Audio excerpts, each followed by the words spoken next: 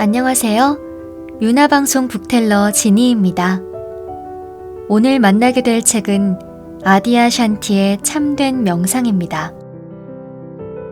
미국 캘리포니아에서 태어난 아디아 샨티는 서양 사람이지만 불교의 선을 14년간 공부했고 영적 깨달음을 얻은 후 현재 서구 사회에서 수많은 구도자들을 지도하고 있는데요. 전통이나 틀에 얽매이지 않는 자유로움과 명쾌한 가르침으로 마음 공부의 안내자로 각광받는 아디아 샨티의 명저, 참된 명상은 명상의 본질을 깨닫게 하는 좋은 책입니다. 왜 나는 오래 명상을 해도 변화가 없을까? 혹은 무엇이 깨달음에 이르는 명상일까? 이런 의문을 가지신 분이라면 오늘 이 책에 귀를 기울여 주십시오. 참된 자기로 깨어나게 하는 진정한 명상. 아디아 샨티의 참된 명상. 지금 만나봅니다.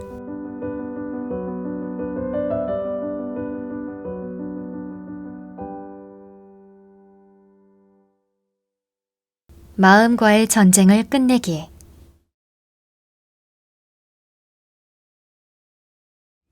나는 여러 수련회에 참석하여 좌선을 했고 집에서도 좌선을 했다. 집에서는 하루에 30분이나 1시간, 때로는 더 오래 좌선을 했다. 수련회에 가서는 훨씬 더 오랫동안 앉아 있었다. 하지만 내가 한 명상은 실제로는 전혀 명상이 아닐 때가 아주 많았다. 그것은 마음을 가라앉히고 생각을 통제하고 고요해지기 위해 벌이는 수없는 투쟁과 노력이었다. 명상이 저절로 이루어진 듯한 몇 번의 마법 같은 순간을 제외하면 그 모든 노력은 그다지 효과가 없었다. 나는 애초부터 마음을 통제하여 명상 상태에 들어가는 것에는 소질이 없었다. 그래서 몇 년이 지난 뒤에는 내게 다른 명상법이 필요하다는 것을 깨달았다. 내가 쓰고 있던 방법은 분명히 효과가 없었다.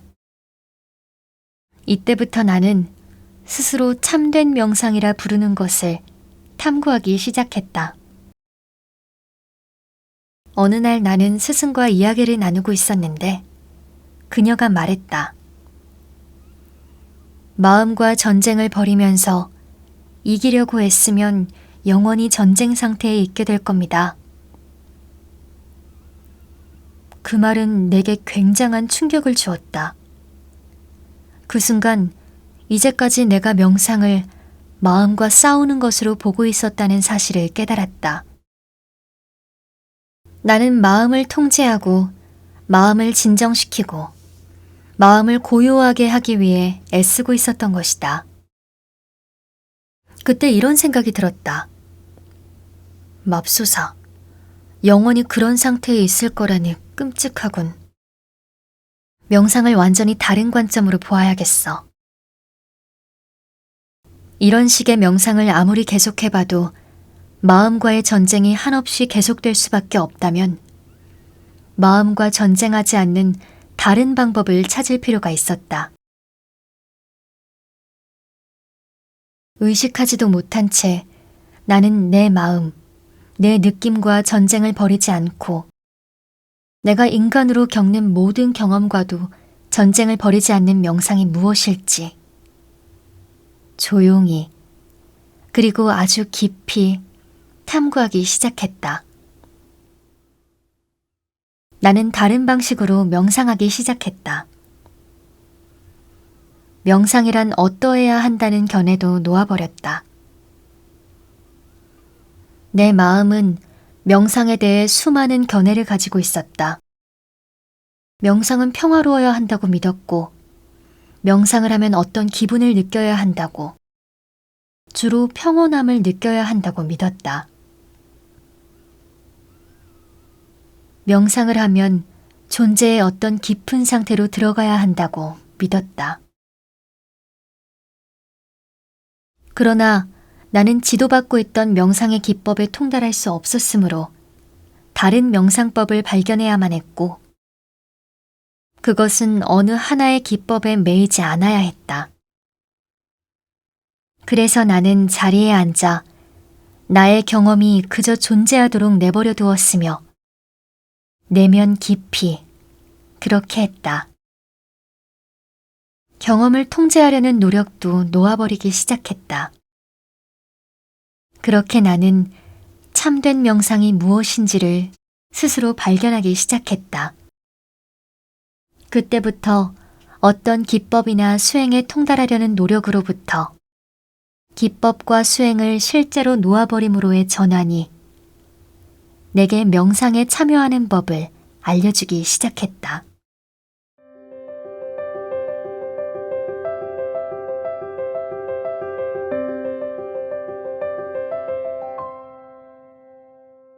통제와 조작을 포기하기. 깨달음이란 결국 존재의 자연스러운 상태일 뿐이다. 복잡한 용어들을 모두 벗겨내고 보면 깨달음이란 그저 우리 존재의 자연스러운 상태로 돌아가는 것이다. 자연스러운 상태란 당연히 꾸며내지 않은 상태, 유지하기 위한 노력이나 훈련이 필요 없는 상태, 몸이나 마음을 어떤 식으로 조작한다 해도 더 나아질 것이 없는 존재 상태를 뜻한다. 다시 말해 완전히 자연스럽고 완전히 자발적인 상태이다. 명상을 하다가 자주 막다른 골목에 부닥치는 이유 가운데 하나는 바로 여기에 있다. 자세히 살펴보면 많은 명상 기법들은 일종의 통제를 위한 수단이다. 마음이 우리의 경험을 통제하고 좌우하는 한 마음은 우리를 자연스러운 상태로 데려가지 않을 것이다. 자연스러운 상태란 마음에게 통제당하지 않는 상태이다. 당신은 마음을 고요하게 하는 법을 배울 수도 있고 심령 능력을 갖게 될 수도 있는 것이다. 당신은 기본적으로 기법 위주이거나 조작 위주인 명상법을 통해 많은 것을 성취할 수 있다. 하지만 그렇게 해서는 자신의 자연스럽고 자발적인 존재 방식은 결코 만날 수 없다. 그런데도 어찌된 일인지 우리는 이러한 진실을 알아차리지 못한다. 나도 오랫동안 알아차리지 못했다. 우리가 사용하는 기법이 깊은 영향을 끼칠 수는 있겠지만 반드시 명상의 방식이나 기법에 잘못이 있는 것은 아니다. 문제는 명상에 참여하는 태도에 있다. 만약 우리가 통제하고 조작하려는 태도를 취한다면 또 어떤 수련법에 통달하려는 접근법을 취한다면 그런 태도가 바로 장애가 된다. 그럴 때 명상을 하는 것은 실제로는 마음, 즉 에고이다. 그런데 우리가 깨달음이나 영적인 깨어남에 대해 얘기할 때 당연히 우리는 마음으로부터의 깨어남, 에고로부터의 깨어남에 대해 이야기하고 있다. 내가 참된 명상이라고 부르는 명상에서는 통제하고 조작하고 수행하려는 마음의 성향을 맨 처음부터 포기한다. 통제와 조작을 놓아버리는 것이 참된 명상의 기반이다. 재미있게도 통제를 포기하고 조작을 포기하는 더없이 단순한 태도가 바로 참된 명상의 시작이다. 많은 사람들은 명상을 하기 위해 앉으면 제일 먼저 좋아, 어떻게 해야 마음을 통제하지? 하고 생각한다. 그런데 그것이 바로 내가 조작이라 부르는 것이다. 조작이라는 단어는 어감이 센 단어이지만 나는 여러분의 주의를 환기시키기 위해 일부러 이 단어를 사용하고 있다. 우리가 명상을 하기 위해 앉아서 좋아, 어떻게 내 마음을 통제할까? 어떻게 하면 평화로워질까? 어떻게 하면 고요해질까? 라고 스스로 물을 때 마음이 실제로 하고 있는 일은 어떻게 하면 스스로를 통제해서 기분이 좋아질까? 라고 묻는 것이다. 이런 사실에 주목하도록 그 단어를 사용하고 있는 것이다. 당신은 통제하는 기법을 이용하여 마음을 통제하고 몸과 마음을 진정시키는 법을 배울 수 있다. 그리고 잠시 동안 기분이 좋을 수 있다. 하지만 우리가 어떤 평화롭거나 평온한 상태를 얻기 위해 마음을 통제한다면 그것은 누군가를 조용하게 만들기 위해 테이프로 그의 입을 틀어막는 것과 같다. 그렇게 해서 그 사람을 조용하게 만든다 해도 그것은 매우 조작적인 방법을 통한 것이다. 테이프로 그 사람의 입을 막아 조용하게 만든다고 해서 무슨 유익이 있겠는가? 입에서 테이프를 떼어내자마자 그들은 할 말이 있을 것이다. 그렇지 않은가? 그들은 할 말이 굉장히 많을 것이다. 명상을 해본 사람이라면 명상 상태에 들어가서 몸과 마음을 어느 정도 통제해본 경험이 있을 것이다. 그럴 때는 기분이 아주 좋다. 그 경험은 심오한 느낌을 줄 수도 있다. 하지만 그 뒤 명상을 멈추자마자 방석이나 의자에서 일어나자마자 마음은 다시 떠들어대기 시작한다. 우리는 통제를 통해 일종의 명상적인 고요함을 경험하지만 우리가 통제를 포기하자마자 마음은 고요함에서 벗어나 다시 작동하기 시작한다. 모든 것이 이전의 방식 그대로 되돌아가는 것이다. 대부분의 명상 수행자들은 이런 딜레마에 너무나 익숙하다.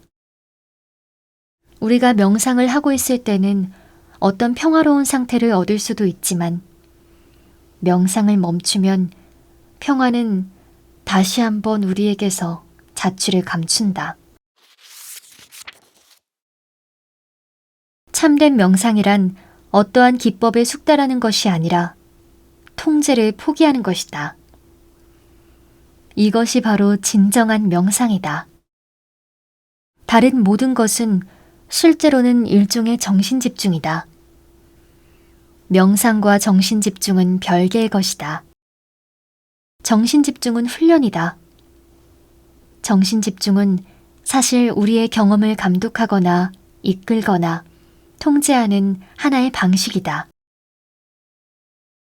명상은 통제를 포기하는 것이며 우리의 경험을 어떤 식으로든 특정한 방향으로 이끌려는 의도를 포기하는 것이다. 통제를 포기하는 것은 인간에게 실로 엄청난 일이다. 그저 통제하는 것을 포기하세요 라고 말하는 것은 쉽다.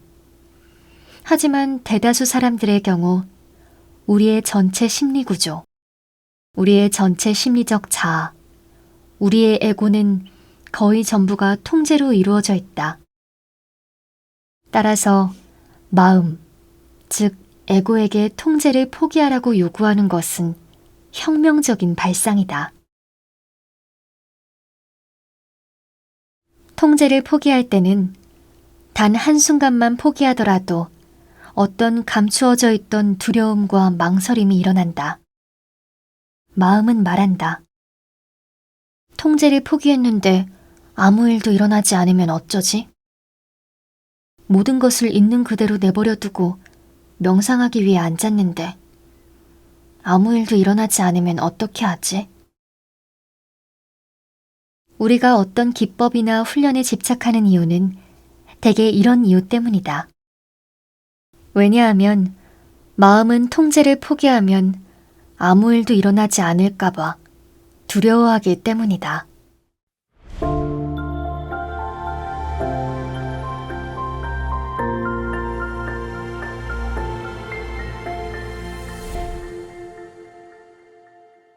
명상하는 자를 넘어서기. 참된 명상의 두 번째 측면은 명상적인 자기탐구이다. 명상적인 자기탐구란 명상 상태에 있는 마음의 질문을, 강력하고 중요한 영적 질문을 제기하는 수행이다. 이때 우리는 그냥 아무 낡은 질문이나 하는 것이 아니라 정말로 가치 있는 질문들, 조건화의 단층들을 꿰뚫고 우리의 근원적인 본성에 도달할 수 있는 힘을 가진 질문들을 한다. 우리가 물을 수 있는 가장 강력한 질문은 그저 나는 무엇인가? 명상하는 자는 누구인가? 라고 묻는 것이다. 이 질문은 경험을 통제하려 애쓰는 에고를 계속해서 약화시킨다. 이 질문은 누가 경험을 통제하고 있는가? 누가 명상을 하고 있는가? 라고 묻고 있다. 명상을 하는 가장 근본적인 이유 가운데 하나는 명상하는 자를 넘어서는 것, 즉, 에고 또는 마음을 초월하는 것이다. 명상하는 자가 통제하고 있는 한 마음 또는 에고를 넘어설 수 있는 가능성은 거의 없다. 이 때문에 참된 명상에서는 명상하는 자를 포기하는 수행을 한다. 이 명상에서는 맨 처음부터 통제를 포기하고 모든 것을 있는 그대로 내버려 두도록 권유한다. 이러한 수행은 명상하는 자를 해방시켜준다. 만일 명상하는 자가 무언가를 한다면 그것은 그저 통제를 포기하는 것이며 무언가를 변화시키려는 노력을 포기하는 것이다. 내가 명상하는 자에 대해 말할 때 명상하는 자란 통제하고 있는 자임을 깨닫는 것이 중요하다. 명상하는 자는 애쓰는 자이며 조작하는 자, 열심히 노력하는 자이다. 거의 모든 형태의 명상에서 명상하는 자는 매우 분주하게 뭔가를 한다. 마음은 끊임없이 무언가 할 일을, 무언가 숙달해야 할 일을 마련한다. 그리고 마음은 무언가 할 일이 있는 것을 좋아한다. 마음은 무언가 숙달해야 하는 일이 있는 것을 좋아한다. 그래야만 마음이 계속 통제할 수 있기 때문이다. 그러나 영적인 깨어남에 상응하는 형태의 명상을 위해서는 명상하는 자, 통제하는 자, 조작하는 자를 넘어서야만 한다.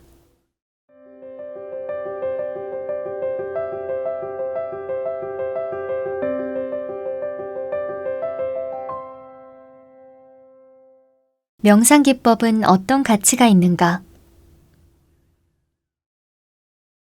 나를 비롯해 많은 사람들이 경험한 다양한 전통들은 명상을 하나의 기법으로서 가르친다. 우리는 호흡에 집중하거나 신체의 여러 부위에 집중하는 것 같은 갖가지 통제 방법을 배운다. 선의 전통에서는 흔히 배꼽 바로 아랫부분에 집중한다. 대개 우리는 등을 곧게 펴고 특정한 자세로 앉아서 특정한 방식으로 숨쉬는 방법을 배운다. 이러한 기법과 훈련들은 수백, 수천 년 동안 전해 내려왔으며 나는 그것들이 아무런 가치나 장점도 가지고 있지 않다고 말하는 것이 아니다. 그것들은 나름의 가치와 장점을 가지고 있다. 그렇지만 이러한 기법들을 포기하기 시작할 때 이런 집중을 포기하기 시작할 때 우리는 비로소 우리 존재의 자연스러운 상태에 다가갈 수 있다. 이러한 수행 기법들은 우리 의식의 자연스러운 상태를 보지 못하게 가릴 때가 많기 때문이다. 수련회를 시작할 때면 나는 말하기를 참석자들이 저마다 다른 명상 기법이나 집중하는 방법을 가지고 있다는 것을 알고 있다고 얘기한다. 어떤 사람들은 호흡에 주의를 기울인다. 어떤 사람들은 만트라를 암송한다. 어떤 사람들은 깊은 호흡을 한다. 어떤 사람들은 시각화 훈련을 한다. 나는 참여한 사람들에게 명상 수업 처음에는 이러한 기법들을 수행해도 괜찮다고 말한다. 이러한 수행 기법들은 마음을 현재로 데려오는데 아주 적합한 방법들이다. 그런 기법들은 정신적 에너지와 활동적인 마음의 원천들을 끌어모아서 바로 지금, 바로 여기에 가득 차게 한다. 그렇지만 나는 또한 명상을 하는 동안 어느 특정한 기간에는 우리가 사용하는 모든 명상 기법을 놓아버리는 시간도 함께 갖자고 제안한다. 만약 내가 호흡에 주의를 기울이고 있다면 호흡에 기울이는 주의를 포기했을 때는 무슨 일이 일어나는지를 시험해 보는 것이다. 마음을 관찰하는 것을 포기하면 무슨 일이 일어날까? 또는 만트라 암송을 포기하면? 이러한 수행들은 우리의 관심을 지금 이 순간으로 모으는 데 도움이 될 수 있고 이것이 그런 기법들의 가장 중요한 가치이다. 그러나 일단 우리의 관심이 현재에 있게 되면 그 다음에는 이러한 기법들을 놓아버리고 우리 존재의 자연스러운 상태를 탐구해 보도록 권유하는 것이다. 내가 자주 목격한 사실은 우리가 주의하지 않으면 이런 오래된 전통들과 기법들이 목표를 이루기 위한 수단이 아니라 목표 자체가 되어버린다는 것이다. 그러면 사람들은 결국 훈련에 불과한 것만을 배울 뿐이다. 그들은 기나긴 세월 동안 계속 호흡만을 지켜보며 결국 호흡을 지켜보는 데만 통달하게 된다. 그러나 영성이란 결코 호흡을 지켜보는 것이 아니다. 영성이란 분리의 꿈에서 하나임의 진실로 깨어나는 것이다. 영성이란 그런 것이지만 우리가 기법에 지나치게 집착하면 이러한 사실을 잊어버릴 수 있다.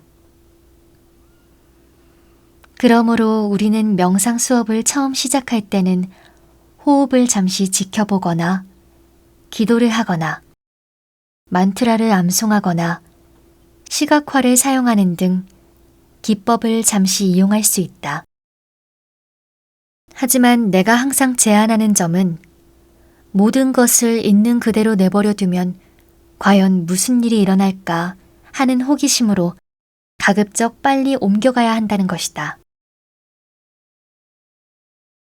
바로 이 지점에서 우리는 마음에 대한 통제로부터 참된 명상으로 옮겨가기 시작한다. 그것은 혁명적인 전환이다. 내가 만난 많은 사람들은 그 전환을 잊어버리고 있었고 그러한 전환이 일어나도록 내버려두는 법을 잊어버리고 있었다. 그들은 통제를 포기할 수 있을 때, 포기해야 할 때, 그 전환의 시기가 더 빨리 온다는 것을 잊어버리고 있었다.